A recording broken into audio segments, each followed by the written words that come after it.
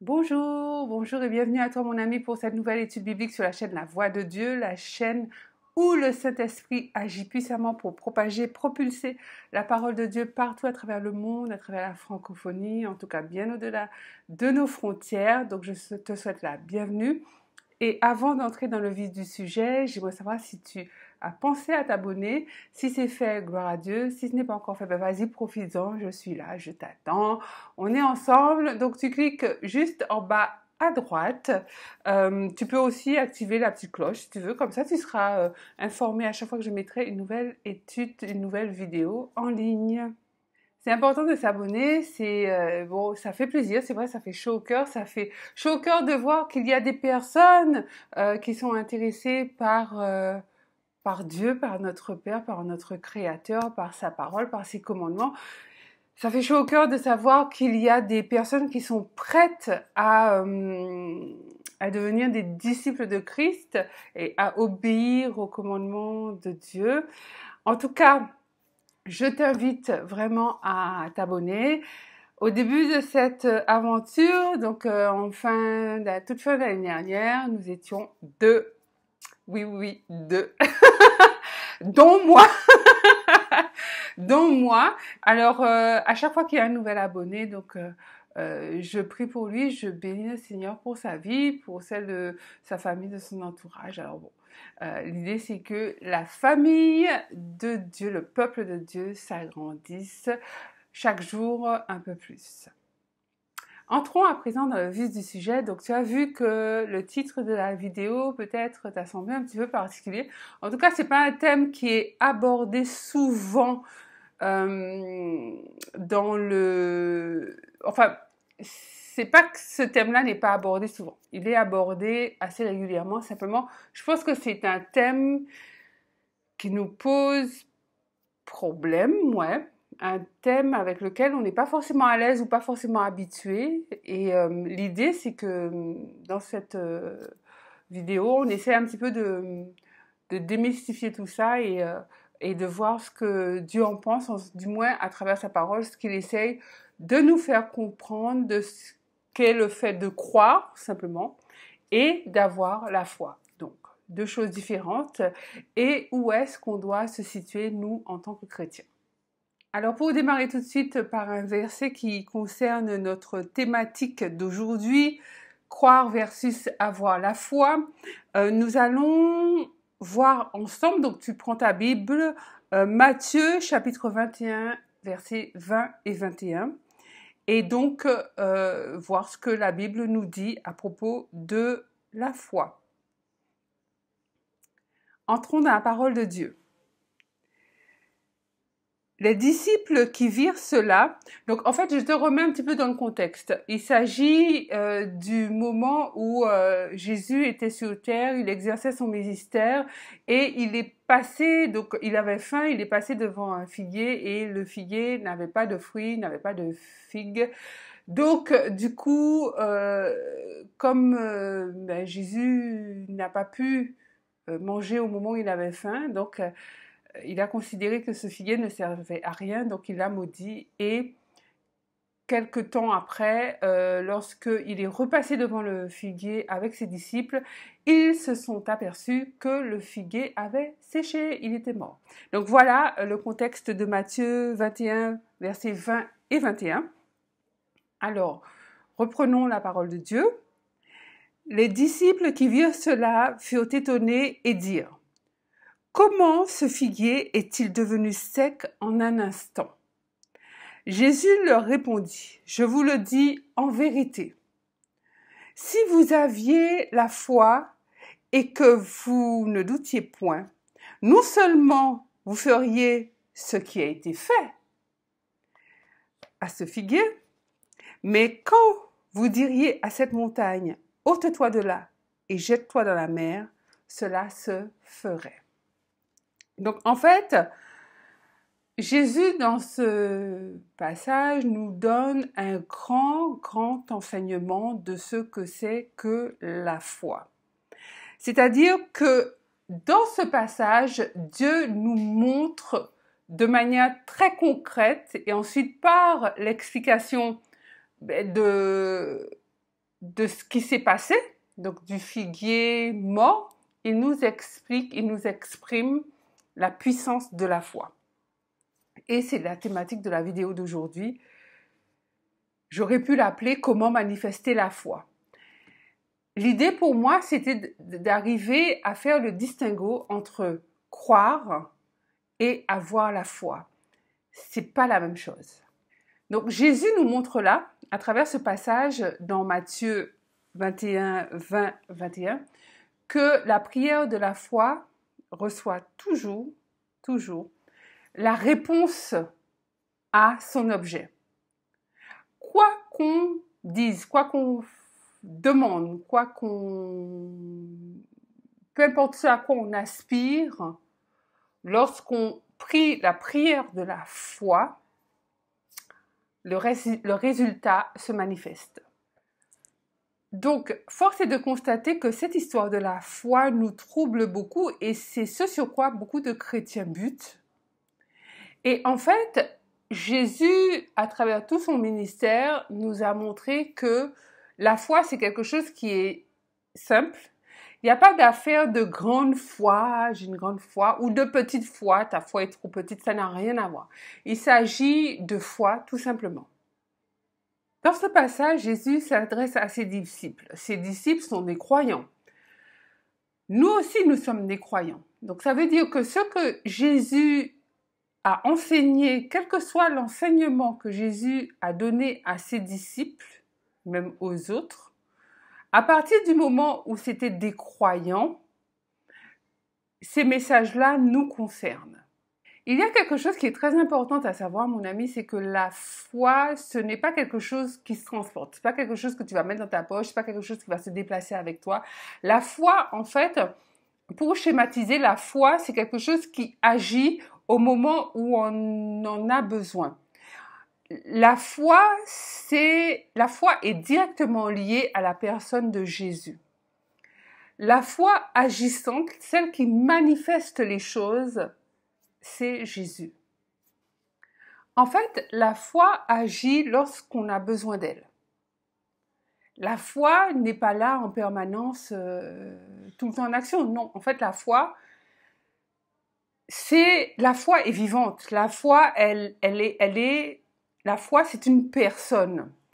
Et la foi, c'est la personne de Jésus. Ça veut dire que, en fait, nous, chrétiens, nous avons cru en Jésus, nous croyons en Jésus, donc automatiquement, nous avons foi en lui.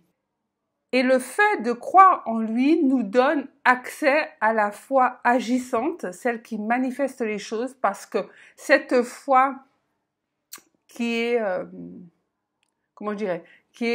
dans l'action, dans la manifestation, cette foi vivante, mais c'est une personne. Elle porte le nom de Jésus. Et en fait, c'est essentiel de comprendre ça parce que sinon, en fait, on en arrive à la même situation que bon nombre de chrétiens, c'est-à-dire l'immense majorité des chrétiens, qui pourtant croient en la guérison, ils croient en la délivrance, ils croient en l'abondance. D'ailleurs, lorsque je te parle d'abondance, la semaine dernière, j'ai fait une vidéo qui a trait à l'abondance. Donc, si ça t'intéresse, si tu veux regarder, il te suffit juste de cliquer là, en haut à droite, et tu peux regarder.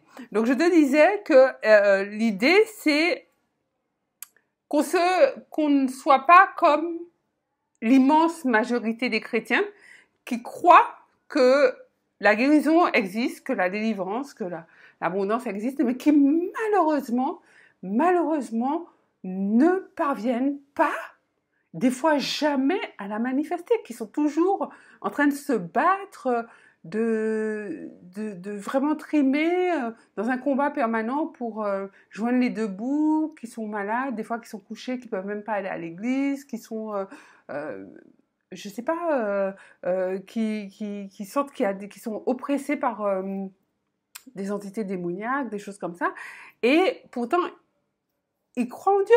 Ils croient en Dieu. Ils croient vraiment, sincèrement, que Jésus est mort et ressuscité pour les sauver. Donc du coup, ils sont chrétiens, ils ont le salut. Alors, c'est qu'il y a autre chose qui se cache derrière la foi. Et en fait, ce qui se cache derrière la foi, c'est que croire en Dieu ne suffit pas à manifester la foi. Croire que Jésus est mort et ressuscité pour nous sauver ne suffit pas non plus à manifester cette foi vivante, vivifiante, qui manifeste les choses, qui change les circonstances. Ça suffit pas. Et en fait, Jésus va nous donner une grande leçon dans un autre passage dans Marc chapitre 9, verset 23. Donc, on va lire ensemble. Entrons dans la parole de Dieu. Jésus lui dit, « Si tu peux, tout est possible à celui qui croit. » Donc, dans ce passage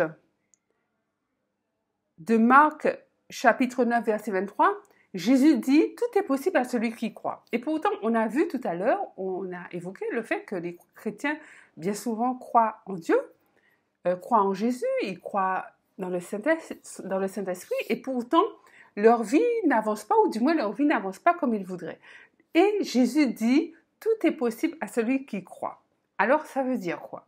Ça veut dire qu'en fait, si je peux schématiser, tu cherches un travail, tu cherches un emploi et tu crois en Dieu. Tu es chrétien, né de nouveau, donc tu crois que si tu cherches du travail, le Seigneur pourvoira à ton besoin de travail. Et pourtant, le temps passe et tu sens, au fur et à mesure que le temps passe, que tes doutes grandissent et que tu finis par douter, te dire que tes démarches professionnelles ne vont pas aboutir et que peut-être que jamais tu trouveras le travail que tu recherches. Mais à ce moment-là, comme tu crois en Dieu, tu crois que Jésus est mort, ressuscité pour te sauver, tu crois que le Saint-Esprit te guide, mais il suffit de demander à Dieu, dans le nom de Jésus, de te donner sa foi. Puisque la foi est incarnée par Jésus. Donc, il suffit de dire simplement, Dieu, donne-moi ta foi. Je faiblis, je flanche, je sens que je perds patience. Donne-moi ta foi. Et c'est là, à ce moment-là, que tu seras imprégné de la foi qui manifestera l'objet de tes prières. Rappelons-nous quelque chose d'essentiel, mon ami, c'est que Jésus, c'est l'auteur et le consommateur de la foi. Ça veut dire que la foi commence par lui et qu'elle retourne à lui en transitant par nous. On n'est pas au processus de démarrage de la foi et on n'est pas à la fin du processus de la foi. Le début et la fin, c'est Jésus. Nous, on est au milieu. Donc, à un moment donné, il faut bien qu'on se positionne en tant que cette étape centrale dans le processus de la foi. C'est pour ça qu'il faut demander à Dieu. Il suffit de dire et de croire sincèrement à ce qu'on dit. Seigneur, je crois en toi, je crois dans le salut, je crois dans l'abondance, je crois dans la guérison, peu importe l'objet de tes prières. Mais pourtant, Seigneur, le temps passe et je vois que les choses n'aboutissent pas. Donc, s'il te plaît, donne-moi ta foi, donne-moi ta force, donne-moi ton intelligence, donne-moi tes capacités. Et c'est là que les choses vont se manifester. Donc, mon ami, quand on n'a pas la foi, quand on n'a pas la foi qui manifeste les choses, on la demande à Dieu. C'est aussi simple que ça. La foi ne s'inquiète pas, la foi ne pleure pas, la foi ne gémit pas sans cesse, la foi n'a pas peur. Donc mon ami, pour manifester l'objet de tes prières, pour changer les circonstances de ta vie, pour obtenir ce que tu demandes à Dieu en prière, il faut que tes yeux soient tournés vers l'auteur et le consommateur de la foi et non pas vers les tempêtes de ta vie ou ce qui ne va pas. Là où il y a la foi, c'est un point très très important, il y a l'autorité et il y a le commandement. Si tu sens que tu es pas hyper à l'aise, tu es pas hyper confiant, tu es pas déterminé, quoi, c'est que la foi n'est pas là. Si tu sens que la montagne là, qui te casse les pieds depuis je ne sais combien de temps, mais là, tu es debout fermement devant et que tu es en capacité de commander, que tu es en capacité de parler avec autorité, ben c'est que tu es revêtu de la foi agissante de Christ. Bien voilà mon ami, j'en ai terminé avec cette vidéo. J'espère qu'elle t'aura plu, j'espère qu'elle t'aura permis de démystifier, de dédramatiser un petit peu ce qu'est le fait de croire par rapport à ce qu'est le fait d'avoir la foi. Si cette vidéo t'a plu, si elle t'a inspiré, n'hésite pas à la partager, pense à t'abonner, donc juste en bas. Et dis-moi aussi en commentaire si tu penses avoir une foi suffisante, une foi agissante. Ça me ferait plaisir de te lire. En tout cas, je te souhaite une bonne semaine. Sois béni, prends soin de toi, garde les voies de Dieu. C'est Lucilla qui te dit à très bientôt pour une nouvelle vidéo. God bless you exceedingly. Bye bye.